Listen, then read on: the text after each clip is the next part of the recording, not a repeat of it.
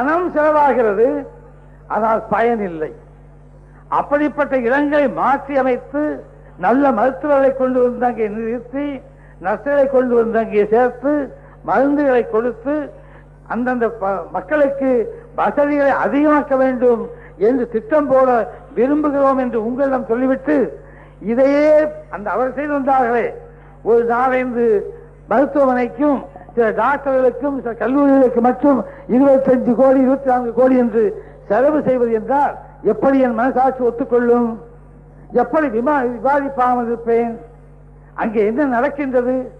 மருந்துகள் கொண்டு போகிறார்கள், லட்சக்கணக்காக பணம் கொடுத்து வாங்கி மருத்துவமனைக்கு செல்லுகிறதா?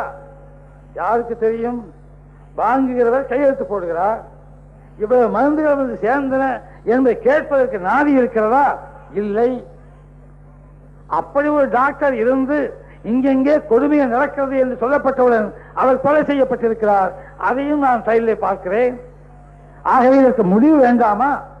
வரிப்பணத்தை விட்டு நாம் ஒழுங்காக வாங்குவதும் அதை செலவு செய்வதிலே கூட ஒழுங்காக செலவு செய்யவில்லை என்றால் அநியாயமாக போகிறது என்றால் எப்படி நான் பொறுத்துக் கொள்ள முடியும்? கண்டிப்பாக நான் கொடுத்த வாக்கை காப்பாற்ற உழைப்பேன் என்பதை கூறி அண்ணா நாமம் வாழ் என்று கூறி முடிக்கின்றேன். நன்றி, வணக்கம்.